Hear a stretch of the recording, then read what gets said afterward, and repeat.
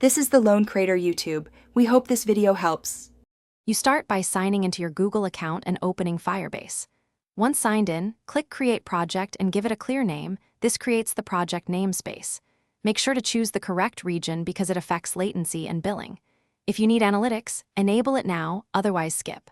Once done, Firebase provisions services. Wait for the console to finish setting up. This moves you instantly from account to a live project you can configure and deploy into. Next, register your app in project settings and copy the config snippet. You need that for initialization. Then install the SDK using npm for web, Gradle for Android, or CocoaPods for iOS, and initialize Firebase with the config values. Once initialized, enable authentication to handle users, then provision Firestore or real-time database and storage depending on data and file needs. Make sure to set up basic security rules now so you avoid open read/write access.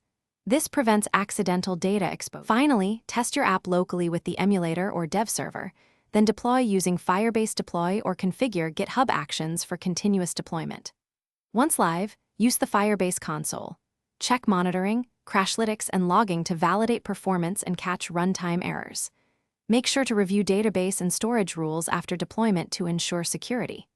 If something breaks, first confirm API keys, auth settings, and database rules. Then enable verbose client and server logs to trace the failure. This single tip resolves most issues. Thanks for watching. Consider subscribing if we helped you.